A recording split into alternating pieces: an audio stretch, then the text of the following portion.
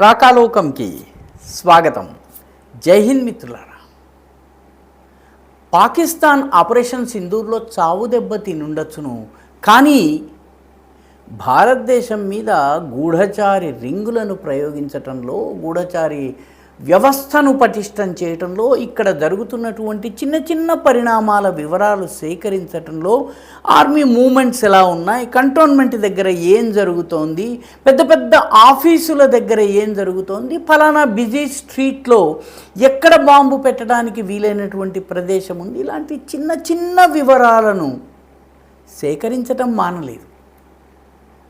చాలా చిన్న వివరాలు బయట వాళ్ళకి చూస్తే ఇదేదో మామూలు వివరంలా కనిపించవచ్చును, కానీ ఒక రైలు వచ్చి వెళ్ళే టైము పాకిస్తాన్కి చాలా ముఖ్యం. ఎందుకంటే ఆ రైల్లో బాంబు పెట్టి రైలుని కనుక పేల్చేసినట్టయితే ఆ తరువాత జరిగే ధమాకాకి భారతదేశం దద్దరిల్లిపోతుంది. చిన్న చిన్న సమాచారాలు సేకరించడం కోసం పాకిస్తాన్ చాలా పెద్ద గూఢచారి వ్యవస్థ ఈ దేశంలో నడిపిస్తోంది. తమాషా ఏంటంటే, ఈ మొత్తము స్పైరింగ్లో ఎక్కడ సమాచార సేకరణ చేసే ఆపరేషన్స్లో బాంబులు పెట్టడము, ఆర్డిఎక్స్ తేవడము, లేకపోతే అమోనియం నైట్రేట్ని ఉపయోగించడం, దీనిలో ముస్లిం ఉగ్రవాదుల్ని ఉపయోగించుకుంటున్నారు, యువకుల్ని రాడికలైజ్ చేస్తున్నారు. కానీ సమాచార సేకరణకి వాడుతున్నది మాత్రము హిందువుల్ని. దీంట్లో చాలామంది హిందువులు తెలియక ఈ ట్రాప్లో పడుతున్నారు. ఆపరేషన్ సింధూర్ మే 8, 2025 అయిపోయింది. ఆ తరువాత మే 8, 2026 సరిగ్గా 365 రోజుల తరువాత భారతదేశంలో దాదాపు 457 మంది వ్యక్తులు అరెస్ట్ అయ్యారు. ఈ అరెస్ట్ అయినటువంటి వ్యక్తులందరూ హిందువులు, చిన్న చిన్న ఉద్యోగాలు చేసుకునేటటువంటి హిందువులు. ఎవరో క్యాంటీన్లో మేనేజర్గా పనిచేస్తారు, ఎవరో DRDO గెస్ట్ హౌస్లో పనిచేస్తారు, ఎవరో యూట్యూబర్గా ఈ దేశంలో యూట్యూబ్లు తయారు చేస్తూ ఉంటారు. ఇలాంటి వాళ్ళు హిందువుల్ని ISI రిక్రూట్ చేసింది.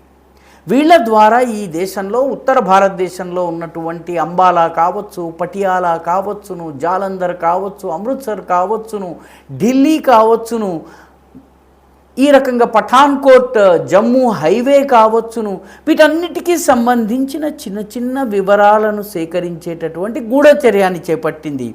17 రాష్ట్రాలకు చెందినటువంటి 457 మంది అరెస్ట్ అయ్యారు. అక్కడ ఒక అరెస్టు, ఇక్కడ ఒక అరెస్టు అయ్యేటప్పటికి మనకి తెలియలేదు. కానీ ఈ కుట్రలో ఇప్పటికీ 457 మంది తెలిసి అరెస్ట్ అయ్యారు. ఇప్పటికీ దొరకకుండా, అసలు తాము స్పైయింగ్ చేస్తున్నామని తెలియకుండా ఉన్నటువంటి వాళ్ళ సంఖ్య ఎంత? కొన్ని ఉదాహరణలు చూద్దాము. ఇన్ఫ్లుయెన్సర్స్ కావచ్చు, స్టూడెంట్స్ కావచ్చు, హెల్త్ వర్కర్స్ కావచ్చు, ఆరోగ్య కార్యకర్తలు, అదేవిధంగా కాంట్రాక్టర్లు కావచ్చు, షాప్ కీపర్స్ కావచ్చు, డిఫెన్స్ ఎంప్లాయీస్ కావచ్చును, నిరుద్యోగ యువత కావచ్చు. వీళ్ళని పాకిస్తాన్ అత్యంత తెలివితేటలతో ట్రాప్ చేస్తోంది. ఒక్కొక్కరిని ఒక్కొక్క పద్ధతిలో ట్రాప్ చేస్తోంది. మనకు లభించినటువంటి కొన్ని ఉదాహరణలు కనుక చూస్తే, లాహోర్లో ఒక ట్రావెల్ ఏజెన్సీ ఉంది. ఆ ట్రావెల్ ఏజెన్సీని నౌషాబా మసూద్ అనేటటువంటి యువతి నడిపిస్తుంది. ఈ నౌషాబా మసూద్ ఎవరికైనా పాకిస్తాన్కి వీసా కావాలన్నట్టయితే వాళ్ళకు ఒక చిన్న టాస్క్ అప్పచెప్తుంది. అదేంటంటే, పాకిస్తాన్ని పొగుడుతూ, పాకిస్తాన్లో ఉన్న మంచిని తెలియజేస్తూ, పాకిస్తాన్ పట్ల పాజిటివ్ అభిప్రాయం కలిగేలాగా వీడియోలు చేయండి అంటుంది. ఆ రకంగా వీడియోలు చేసినట్లయితే వాళ్ళకి వీసాలు లభించటము, వాళ్ళకి మన దేశంలోకి వచ్చేందుకు వీలు కల్పించటం, ఇదంతా చేస్తుంది ఈ నౌషాబా మసూద్ అనేటటువంటి లాహోర్ బేస్డ్ ట్రావెల్ ఆపరేటర్. కొన్ని వందల మంది హిందూ యువతీ యువకుల్ని, అందులో అత్యధికులు హిందువులు, ఇప్పటి వరకు ట్రాప్ చేసింది. జ్యోతి మల్హోత్రా కేసు మనందరికీ తెలుసు. యూట్యూబర్గా ఆమె పాకిస్తాన్కి వెళ్ళి వచ్చింది, పాకిస్తాన్ ప్రభుత్వ రక్షణలో తిరిగి వచ్చింది. ఆ తరువాత పాకిస్తాన్కి చెందినటువంటి దేశంలో ఉన్న పాకిస్తాన్ రాయబార కార్యాలయంలో ఉన్నటువంటి కొందరు అధికారులతోటి సన్నిహిత సంబంధాలని పెట్టుకుంది. ఈ జ్యోతి మల్హోత్రా ఇంటెలిజెన్స్ని సరఫరా చేసేటటువంటి పని చేస్తోంది. ఇప్పటికీ కూడాను ఆమె జైల్లోనే ఉంది.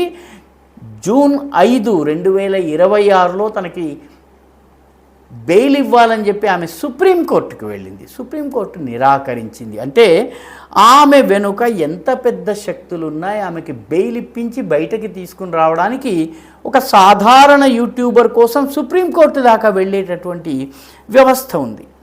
ఇలాంటి కేసే గుజరాత్లోని కచ్ ప్రాంతం, పాకిస్తాన్ని ఆనుకుని ఉంటుంది. ఆ కచ్ ప్రాంతంలో ఉన్నటువంటి ఒక చిన్న హెల్త్ వర్కర్ ఉన్నారు. అతని పేరు సహదేవ్ సింగ్ గోహిల్. ఈ సహదేవ్ సింగ్ గోహిల్కి అదితి భరద్వాజ్ అనేటటువంటి అమ్మాయి సోషల్ మీడియాలో పరిచయమైంది. ఐ లవ్ యూ చెప్పింది, యూ లవ్ మీ అని అడిగింది. ఆ తరువాత నెమ్మదిగా ప్రేమ కలాపాలు ప్రారంభమయ్యాయి, మెసేజింగ్లు ప్రారంభమయ్యాయి, ఫోటోల షేరింగ్ జరిగింది. ఆమె అడిగినటువంటి ప్రతి సమాచారాన్ని ఈయన ఇస్తూ వచ్చాడు. ఈయన ఒక సిమ్ని కొని దానికి సంబంధించినటువంటి ఓటీపీని ఆమెతో షేర్ చేశారు. తద్వారా ఈ అదితి భరద్వాజ్ అనేటటువంటి ముసుగులో ఉన్నటువంటి పాకిస్తానీ ఐఎస్ఐ ఏజెంట్, మహిళా ఏజెంట్, భారతదేశానికి చెందినటువంటి వివరాలన్నింటినీ కూడా సేకరించే ప్రయత్నం చేసింది. ప్రస్తుతము ఈ సహదేవ్ సింగ్ గోహిల్ ఊచలు లెక్క పెడుతున్నాడు, జైల్లో ఉన్నాడు. హిందువు తనతో మాట్లాడినటువంటి అదితి భరద్వాజ్ హిందూ అనుకున్నాడు. కాస్త అజాగ్రత్తలో ఉన్న సమయంలో బట్టలతో పాటు గుట్లు కూడా విప్పేశాడు. గుట్లు కూడా విప్పేసినటువంటి సందర్భంలో పాకిస్తాన్కి సమాచారం అందించాడు, తాను అందిస్తున్నట్టుగా తెలియకుండానే. ఇలాంటి కేసే మరొకటి రాజస్థాన్లో ఉన్నటువంటి మంగత్ సింగ్. ఈ మంగత్ సింగ్కి సోషల్ మీడియాలో ఆన్లైన్లో ఈషా శర్మ పరిచయమైంది. ఈషా శర్మ తీయని మాటల్ని నమ్మేసేసి ఈయన ఏకంగా అన్ని రకాల సమాచారాల్ని ఆమెకు అందజేశారు. ఆపరేషన్ సింధూర్ ఆగిపోయిన తర్వాత అక్టోబర్ 10వ తారీఖున ఇతని కదలికల మీద అనుమానం వచ్చి అరెస్ట్ చేస్తే ఇతను మాట్లాడుతున్నటువంటి ఈషా శర్మ కాదు, అక్కడెక్కడో ఉన్నటువంటి సైదాయి రామో లేకపోతే పలానా ఏదో బేగం ఖాతూనో ఎవరో అని తేలింది. మొత్తానికి ప్రస్తుతం ఈయన ఊచలు లెక్క పెడుతున్నాడు. అసలు కేసు, అసలు ఇతన్ని ఉగ్రవాదం వైపు, స్పైయింగ్ వైపు తీసుకెళ్ళినటువంటి మహిళ పాకిస్తాన్లో చాలా సేఫ్గా ఉంది. ఇంకొకరికి ఈషా శర్మ కాకపోతే ఇంకో శర్మ పేరిట గాలం వేసేందుకు సిద్ధంగా ఉంది. గాజియాబాద్ మాడ్యూల్ అయితే దీని గురించి రాకాలోకంలో వీడియో కూడా చేయటం జరిగింది. గాజియాబాద్ చుట్టుపక్కల ప్రాంతంలో మిలిటరీ కంటోన్మెంట్ ఏరియాలో ఎలక్ట్రిక్ పోల్స్ మీద సీసీటీవీ కెమెరాలు అమర్చేటటువంటి కేసు. వీళ్ళు సీసీటీవీ కెమెరాలు ఎందుకు అమరుస్తున్నారు ఏమిటి ఎవరికి అనుమానం రాలేదు. ఎందుకంటే హిందూ అబ్బాయిలు ఈ పనంతా చేస్తున్న తర్వాత మిలిటరీ మూవ్మెంట్స్ని డైరెక్ట్గా పాకిస్తాన్లో కూర్చున్నవాడు ఎప్పుడు వాహనాలు వస్తాయి, ఎప్పుడు అధికారులు వస్తారు, ఎప్పుడు మిలిటరీ మూవ్మెంట్స్ ఉంటాయి, ఇవన్నీ తెలుసుకునేటటువంటి ప్రయత్నం పాకిస్తాన్ నుంచి చాలా హాయిగా చేస్తూ ఉన్నారు. తరువాత ఇదంతా కూడాను పట్టుబడ్డ తర్వాత అరెస్ట్ అయిన వాళ్ళల్లో ఒక సుహైల్ మాలిక్ను వదిలేస్తే ఒకడి పేరు ప్రవీణ్, ఒకడి పేరు రాజ్ వాల్మీకి, ఒకడి పేరు శివ వాల్మీకి, ఒకడి పేరు రితిక్ గంగ్వార్, ఆ తరువాత గణేష్ గిరి, వివేక్ రాయ్, గగన్ ప్రజాపతి, దుర్గేష్ నిషాద్, వీళ్ళు కాకుండా 5 మైనర్ బాలులు, హిందూ బాలులు అరెస్ట్ అయ్యారు. ఇలాంటి కేసే మీరా ఠాకూర్ది. మీరా ఠాకూర్ హిందువు, వివాహం చేసుకుంది ముస్లింని. ఈమె గతంలో నకిలీ నోట్ల కుంభకోణంలో అరెస్ట్ అయింది. ఈమె కూడా స్పైయింగ్ ద్వారా పాకిస్తాన్కి అన్ని రకాల సమాచారాల్ని అందజేసేటటువంటి ప్రయత్నం చేసింది ఉత్తరప్రదేశ్లో. అంటే ఇదేదో కేవలం పంజాబ్కో, రాజస్థాన్కో లేకపోతే కచ్కో మాత్రమే పరిమితం కాదు, అన్ని ప్రాంతాలకు వెళ్ళింది. పంజాబ్లో కూడాను సోలార్ పవర్డ్ సీసీటీవీ నెట్వర్క్ని ఏర్పాటు చేస్తామని చెప్పారు. దీనికి సంబంధించినటువంటి ఆపరేషన్స్ని పోలీసులు నిఘా వేసి అరెస్ట్ చేస్తే సుఖ్వీందర్ సింగ్ అలియాస్ సుఖ్ఖు, రెండవ ఆపరేషన్లో Sona and Sandeep Singh alias Sonu arrest అయ్యారు. దీన్ని కపూర్థలా మాడ్యూల్ అని చెప్పి మన పోలీసులు పిలిచారు. కపూర్థలాలో ఉన్నటువంటి ఆర్మీ, కంటోన్మెంట్ వీటన్నిటికీ కూడాను సిమ్ ఎనేబుల్డ్ కెమెరాలు పెట్టి అక్కడి అన్ని వివరాలను సేకరించారు. ఈ పని చేసినందుకు వీళ్లకు ఫౌజా అనేటటువంటి, ఫౌజీలో పనిచేసినటువంటి వ్యక్తి, ఫౌజా అనే వ్యక్తి ప్రతి ఆపరేషన్కి 40,000 రూపాయల చొప్పున అకౌంట్లో వేస్తూ వచ్చాడు. ఈ ఫౌజా ఎవరు అని వెతికితే అతను భారతదేశంలో లేడు, పాకిస్తాన్లో ఉన్నాడు, ఐఎస్ఐ యాక్టివిస్టు. మే 21, 2026లో పఠాన్కోట్ పోలీసులు బల్జీత్ సింగ్ అలియాస్ బిట్టూని అరెస్ట్ చేశారు. అదేవిధంగా ఒక దుకాణదారుగా ఉన్నటువంటి అంకిత్ శర్మని అరెస్ట్ చేశారు. వీళ్ళందరూ కూడాను ఈ రకంగా తమ దుకాణాల ముందు సీసీటీవీల్ని పెట్టి సమాచారాన్ని సేకరించి ఏకంగా పాకిస్తాన్కి పంపుతున్నారు. తాము పాకిస్తాన్కి పంపుతున్న సంగతి కూడా వీళ్ళకి తెలియదు, కానీ ట్రాప్లో పడిపోయారు. జూన్ 2026లో ఇద్దరిని అరెస్ట్ చేశారు. భటిండా శ్రీగంగానగర్ హైవే, భటిండా పంజాబ్లో ఉంది, శ్రీగంగానగర్ రాజస్థాన్లో ఉంది. ఈ రెండింటినీ కలిపేటటువంటి హైవే, మిలిటరీ మూవ్మెంట్ చాలా ఎక్కువగా ఉన్నటువంటి హైవే. దీనికి సంబంధించిన వివరాల్ని సోలార్ పవర్డ్ సీసీటీవీ కెమెరాల ద్వారా సేకరిస్తున్నటువంటి అశోక్ సింగ్, ఆకాష్ దీప్ సింగ్లని అరెస్ట్ చేశారు. పఠాన్కోట్కి చెందినటువంటి ఒక 15 ఏళ్ల పిల్లవాడిని అరెస్ట్ చేశారు. తన తండ్రిని పోలీసులు చంపారు కాబట్టి పగ తీర్చుకోవడం కోసం పాకిస్తాన్తో ఆ పిల్లవాడి చేతులు కలిపేలా అతన్ని రెచ్చగొట్టారు. ఇదేదో కేవలము మన పశ్చిమ సరిహద్దుకే పరిమితం కాదు. నిజానికి పశ్చిమ బెంగాల్లో ఇద్దరు అరెస్ట్ అయ్యారు జూలై 2025, అంటే గత సంవత్సరం సరిగ్గా ఇదే సమయంలో. ఒకడి పేరు ముఖేష్ రజక్, ఒకడి పేరు రాజేష్ కుమార్ గుప్తా.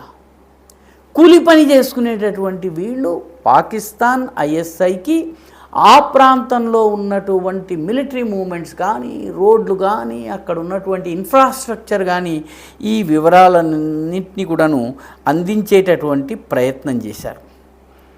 ఈ అరెస్ట్ అయినటువంటి వాళ్ళలో మహేంద్ర ప్రసాద్ అనేటటువంటి వ్యక్తికి కేసు చాలా కీలకమైంది. ఈ మహేంద్ర ప్రసాద్ వాస్తవానికి డిఆర్డిఓకి సంబంధించి రాజస్థాన్లో ఉన్నటువంటి గెస్ట్ హౌస్ మేనేజర్.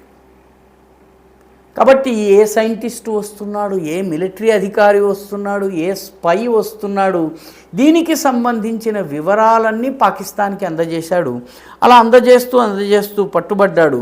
మొత్తానికి రాజస్థాన్లోని మంగత్ సింగ్ కావచ్చును, ప్రకాష్ సింగ్ అలియాస్ బాదల్ కావచ్చును, ఇదంతా గనక చూసినట్లయితే ఈ దేశంలో అమాయక హిందువుల్ని తెలియక 4 రాళ్ల కోసము, కొంత డబ్బు కోసము ప్రయత్నం చేసే వాళ్ళందరినీ కూడాను ట్రాప్ చేసేటటువంటి పని జరుగుతోంది.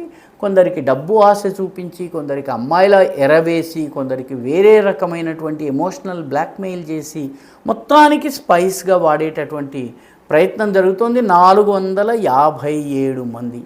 ఇదేదో కట్టుకథ, ఇలాంటిది జరుగుతుందా అని కనుక ఎవరన్నా అంటే వాళ్ళకి 26/11/2008కి సంబంధించినటువంటి ముంబై పైన కసాబ్ ముఠా చేసినటువంటి దాడిని గుర్తు చేయాలి.